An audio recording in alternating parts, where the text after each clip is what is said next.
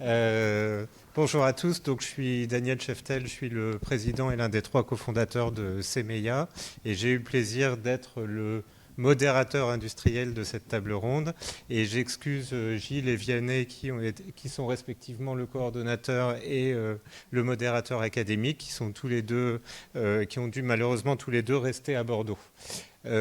Cette table ronde sur les données a permis d'associer un panel assez divers. On a eu la chance d'avoir, puisque les aspects réglementaires sont très importants, à la fois la CNIL et le Health Data Hub, mais aussi autour de la table des académiques, des représentants d'hôpitaux et notamment de 2 gros hôpitaux où il y a des entrepôts de données de santé et vous verrez que c'est totalement central dans la façon dont on a structuré la réflexion sur l'accès aux données secondaires. Voilà. Et aussi des gens qui s'occupent de réglementation un peu plus européenne, puisqu'on a eu EALTL, SOLSI, et des professionnels de santé des professionnels du traitement de la donnée de santé et de l'hébergement de données de santé, qui ont aussi alimenté des réflexions un peu plus techniques. Alors sur les constats, d'abord, toute notre réflexion a été alimentée par un cadre légal franco-français qui commence à dater puisque on est dans le cadre de la loi informatique et liberté. La dernière fois qu'on a reparlé d'encadrement de l'accès aux données de santé, c'est la loi de 2019. Mais maintenant, on a aussi une réglementation européenne, comme pratiquement dans toutes les tables rondes d'aujourd'hui, qui se surajoute à notre réflexion. Donc le Data Act de 2022 qui dit que tout doit être transférable et portable, l'AI Act qui dit que quand on fait de la donnée, quand on utilise la donnée pour de l'IA, il faut que la donnée soit sincère et qu'on doit pouvoir s'assurer de ça. Et puis l'espace européen des données de santé qui dit que un jour, évidemment le plus rapidement possible, on aura un espace unifié de la donnée de santé en Europe et qu'on pourra faire de merveilleuses études observationnelles d'un pays à un autre. Bon, ça c'est le cadre légal. On verra après comment ça se met en œuvre. Et toutes ces réglementations et aussi la réflexion de notre groupe de travail, c'est un peu toujours la même chose sur la donnée de santé. C'est comment on peut fluidifier l'accès et l'utilisation sans perdre la confiance des utilisateurs.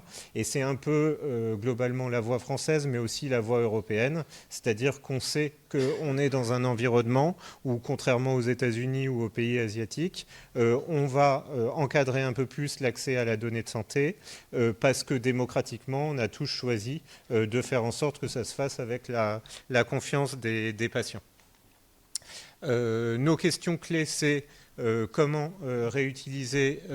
optimiser la réutilisation des données issues du soin, comment harmoniser les ambitions nationales européennes et ce qui se passe au niveau local, et comment maintenir la fameuse confiance des usagers. D'abord, bon, quelques petites définitions, désolé, mais bon, l'usage primaire des données, c'est l'utilisation des données soit pour le soin, soit pour des études cliniques où elles sont collectées de manière primaire. Et l'usage secondaire, c'est comment on réutilise tout ça. Alors à des fins très diverses. Au début, c'était uniquement des études observationnelles.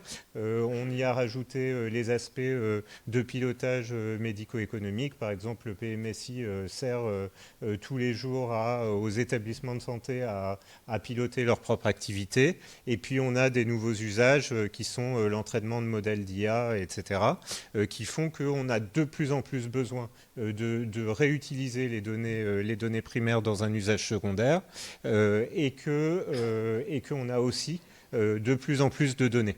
Voilà. Et les bénéficiaires potentiels de ces données sont très divers. Les professionnels de santé, les administrations, les patients, les industriels, les pouvoirs publics, etc. Ce qui nous a frappé au départ, c'est qu'on est dans un cadre en France où on a quand même quelques atouts. Et notamment ce qui a émergé de la réflexion du groupe de travail, c'est une notion qui n'est pas tellement dans la littérature encore, qui est la notion de patrimoine de données, c'est-à-dire qu'effectivement, on a un certain nombre, on a 20 cohortes nationales, on a 250 registres locaux, on a une vingtaine d'entrepôts de données santé régionaux, on a le SNDS, on a toutes les données qui à un moment ont été produites dans des études cliniques, notamment au travers des programmes de la DGOS, PHRC, etc. Et typiquement, il y a certains participants à notre groupe de travail qui ont dit moi, une des choses que je fais en recherche médico-économique, c'est aller récupérer les données de vieux PHRC pour m'en resservir, pour montrer autre chose. Donc voilà, la notion de patrimoine est intéressante puisqu'on est dans la réutilisation et donc il y a ce qu'on a qui éventuellement est maintenu correctement et qui peut trouver de nouveaux usages qui n'avaient pas forcément été prévus au départ. Parmi les forces du modèle français, on a aussi le fait qu'il y a des initiatives nationales, on est un pays très centralisé, qui encadrent l'utilisation des données secondaires, donc le Health Data Hub évidemment, France Cohort aussi. Et par ailleurs, si on revient au niveau local, c'est structurer progressivement une expertise locale de cliniciens, de médecins de santé publique, de data scientists ou de statisticiens locaux, de DIM qui ont l'habitude de faire, de bien connaître la donnée locale et la façon dont on va interpréter une créate dans l'établissement A n'est pas forcément la même que la façon dont on va interpréter une créate dans l'établissement B. Et donc à un moment, la même donnée apparente n'a pas forcément la même signification d'une production de données à une autre. Et la seule façon en fait de pouvoir discriminer, c'est s'appuyer sur une expertise locale. Et cette notion d'expertise loco-régionale, on va voir qu'elle est importante pour la suite de la réflexion. Mais en tout cas, ça se structure à cet endroit-là. Voilà. Et par ailleurs, depuis 2017, on a au niveau national cette fois-ci structuré, on va dire, un environnement d'accès à la donnée secondaire via le CESRES pour les aspects scientifiques et via la CNIL pour les aspects de protection des données, qui est quand même un avantage. On verra que, et ça a été dit ce matin, l'accès aux données du SNDS prend du temps, mais la partie purement contrôle de la pertinence scientifique des études sur données secondaires et de la protection des données de santé est quelque chose qui roule aujourd'hui et qui a été grandement fluidifié ces dernières années. Et dans le sens où on a fait cette fluidification sans perte, comme un certain nombre de sondages le montrent, sans perte de confiance de la part des Français sur la façon dont on traite les données sur le territoire national. Alors, il y a quand même des limites au modèle, sinon on n'aurait pas fait de table ronde. La première, c'est on sait qu'on a un gros patrimoine de données de santé. On n'en a pas forcément une vision exhaustive. Ni une conscience totale. On n'a pas d'inventaire en fait des bases de données existantes, etc. Ou alors on a des inventaires partiels. Et par ailleurs, on n'a pas de vraie notion de la qualité de chaque base auquel on pourrait accéder. On ne sait pas grader, c'est pas cranté, il n'y a pas un évaluateur unique qui peut permettre de travailler dessus. Donc quand on dit vous pouvez accéder à cette base, on ne sait pas si on en a pour 10 ans de data management ou si c'est déjà bon, quoi. Voilà. Et donc en termes d'impact, on a du mal à trouver ce qu'on veut et à faire éventuellement quelque chose d'assez ambitieux en termes d'appariement des bases. Et puis on a un manque de transparence et d'attractivité parce que tous individuellement, on est conscient que ce patrimoine existe. Il n'est pas très vendeur ni vendable pour des utilisateurs externes parce qu'il n'est pas très mis en valeur non plus. Et dernier problème lié à cette cartographie incomplète, c'est qu'en termes de politique publique, du coup, c'est pas très pilotable puisqu'on ne sait pas ce qu'on a, on ne sait pas ce qu'on doit améliorer, ce qu'on doit maintenir, etc.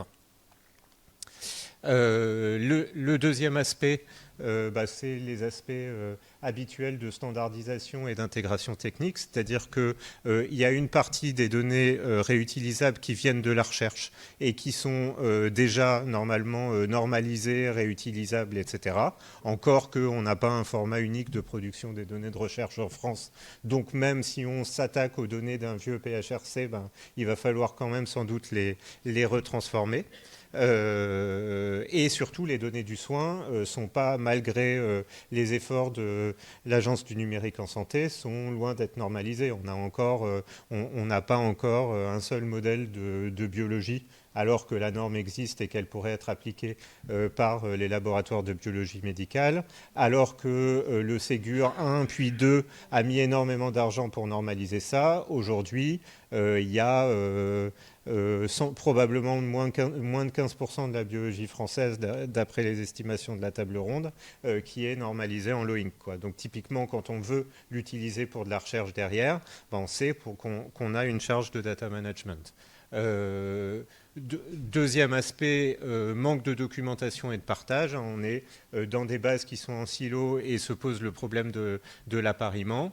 Et on a des besoins d'infrastructures pour faire ce qu'on appelle de l'ETR. Désolé, donc ça veut dire Extract, Transform and Load. Donc extraire, transformer la donnée et la charger dans un environnement de recherche. Tout ça, en fait, demande des infrastructures importantes, des algorithmes, des bibliothèques d'algorithmes déjà faites pour pouvoir faire de la transformation de données. Et ça nous manque encore, avec l'expertise en informatique médicale et en cybersécurité qui va avec. Dernier aspect, les aspects de financement. On a beaucoup de financements non pérennes qui financent les cohortes. Les appels à projets du PIA, de France 2030, etc. permettent l'émergence de nouveaux entrepôts de données de santé, permettent l'émergence de nouvelles cohortes. Mais en fait, ce qui reste comme un grand impensé, c'est une fois qu'on a créé une cohorte, comment on la maintient. Une fois qu'on a créé un entrepôt de données de santé, comment on le maintient. Et finalement, le pari des pouvoirs publics jusqu'à présent, et que la table ronde a beaucoup critiqué, c'est on fait émerger des grosses bases de données, que ce soit des cohortes ou des entrepôts, et ensuite, ils trouveront bien des acteurs du privé pour les financer sur le long terme. Et on voit qu'il y a des projets qui peuvent s'arrêter, faute d'avoir prévu leur maintien dans le temps. Voilà. Alors, à partir de ça, des recommandations qu'on a pu formuler. Il y en a 5. La première, c'est cartographier et évaluer. Donc, créer un répertoire exhaustif des bases de données existantes en s'appuyant sur les initiatives de recensement qui existent déjà, en s'appuyant sur les déclarations qui sont obligatoires auprès de la CNIL, du HDH, etc. Et rendre ce répertoire public et, si on veut un peu d'attractivité internationale, multilingue, au moins en anglais. Le deuxième aspect qui a commencé à être entrepris par le HDH, mais qu'il faudrait systématiser, c'est évaluer la qualité et l'usage effectif de ces bases, à la fois pour pouvoir rendre transparent aux utilisateurs futurs ce à quoi il faut qu'ils s'attendent en termes d'efforts de restandardisation sur ces bases, et aussi pour pouvoir piloter les politiques publiques derrière, soit pour dire cette base-là, elle est intéressante, mais qualitativement, elle n'est pas encore au niveau, et donc il faut soit qu'on l'arrête, soit qu'on la refinance pour qu'elle se mette à niveau. Et deuxième aspect, pour pouvoir dire j'ai une politique globale et transverse de mise à niveau de l'ensemble des bases pour qu'un jour elles puissent se parler ensemble. L'objectif, donc, c'est d'optimiser le pilotage, et notamment le pilotage du financement public, et de financer de façon pertinente soit la génération de nouvelles bases, soit l'entretien des bases existantes. Le deuxième aspect, et qui est sans doute la recommandation la plus importante, c'est une logique de régionalisation de la gouvernance. Je vous ai dit en introduction qu'on était un pays très centralisé. Aujourd'hui, on a le Health Data Hub, on a le CESRES, on a la CNIL, qui sont 3 institutions nationales, et on a une vingtaine d'entrepôts de données de santé régionaux qu'on a aussi fait émerger. Et donc, le parti pris qui est sorti de la table ronde, c'est de dire que la plupart des pays avec lesquels on peut se benchmarker, qui ont réussi des choses en matière d'entrepôt de données de santé, sont des pays beaucoup plus petits que la France, où la maille de population couverte, c'est de l'ordre de la dizaine de millions maximum de patients, en tout cas quelques millions. Et par ailleurs, un des grands freins qui empêche aujourd'hui la réflexion nationale et en particulier celle de la CNIL de donner accès largement au SNDS en accès direct et qui fait qu'on a des 18 mois, des 24 mois d'extraction, etc. C'est le fait qu'à chaque fois qu'on fait une demande d'extraction du SNDS, c'est tout de suite sur une population nationale et donc ça augmente les chances de réidentification des patients, etc. Et donc la CNIL voyait d'un assez bon œil le fait que, comme aujourd'hui pour le PMSI, si on a des bases directement appareillées et ready-made, il vaudrait mieux que ça se passe au niveau local ou loco-régional qu'au niveau national. Donc la proposition, c'est de structurer autour des entrepôts de santé, de données de santé qui sont globalement dans tous les grands CHU français, de piloter des consortiums où on va progressivement agréger les données intéressantes autour de ces entrepôts de données de santé, notamment les données de ville, notamment les données médico-administratives qui pourraient globalement s'agréger progressivement autour des entrepôts de données hospitaliers sous la gouvernance d'une gouvernance de proximité associant les producteurs de données, les établissements de santé, les agences régionales de santé et les patients. L'objectif, c'est dans ces écosystèmes locaux régionaux, d'avoir un accès facilité à la donnée de santé, de pouvoir faire des appariements rapides, de pouvoir mutualiser de la puissance de calcul à une maille où on est encore suffisamment proche de l'expertise locale sur la donnée pour ne pas perdre le sens des données qu'on va travailler. Quatrième proposition, simplifier l'accès et renforcer la transparence. Donc, au travers de l'ancrage régional dont je viens de parler, en améliorant la réglementation, avec probablement de nouvelles méthodologies de référence de la CNIL qui permettraient un accès plus rapide à certaines données, mais surtout en structurant des entrepôts de données de santé régionaux au départ hospitalier, à terme ville-hôpital et probablement ville-hôpital médico-administratif, médico-social, enfin en gros à terme avec tout dedans mais au niveau régional, et en se disant qu'au lieu de faire de la demande d'autorisation permanente, on pourrait dans l'esprit du RGPD changer la demande d'autorisation a priori pour des contrôles a posteriori qui permettraient de garantir la sécurité. Dernière proposition, améliorer la standardisation a priori des données, donc au niveau de leur production dans le soin, en respectant progressivement les référentiels de l'Agence du numérique en santé et en renforçant l'interopérabilité, en poussant des standards minimaux sur ce qui est facilement standardisable, donc notamment le médicament et la biologie en premier, et en permettant une mutualisation de tous les travaux de data management, en mettant progressivement à disposition des utilisateurs des librairies de transformation des données, puisque c'est maintenant de plus en plus facile de partager ce genre d'outils. Voilà. Et par ailleurs, garantir la confiance aussi en allant vers l'hébergement souverain des données de santé, puisque c'est aujourd'hui ce qui bloque le plus le HDH, comme vous le savez, et qu'aujourd'hui, on a des solutions pour héberger en France et de manière sécurisée des données de santé pour la recherche. Les enjeux opérationnels, c'est qu'il faut quand même, pour remplir cette feuille de route, faire un peu d'accompagnement au changement, former, outiller les équipes cliniques et informatiques, renforcer les compétences locales, notamment en matière d'informatique et d'IA, et garantir l'équilibre régional-national que j'ai essayé de vous décrire en faisant converger les standards imposés par la DNS, mais en laissant aux régions la marge de manœuvre pour s'adapter progressivement. En termes de mise en œuvre pratique, donc il faut penser à une gouvernance partagée et donc plutôt qu'avoir un seul CSRES qui ne piloterait à la fois des projets nationaux et des projets régionaux, on pense à des comités scientifiques et éthiques régionaux qui pourraient statuer sur des projets régionaux, et en coordination avec le national, évidemment. Et par ailleurs, mais c'est peut-être un vœu pieux, il faut aussi augmenter la culture de la donnée en impliquant les usagers, parce que je vous ai dit que dans les sondages, les Français étaient plutôt favorables au cadre actuel d'utilisation des données.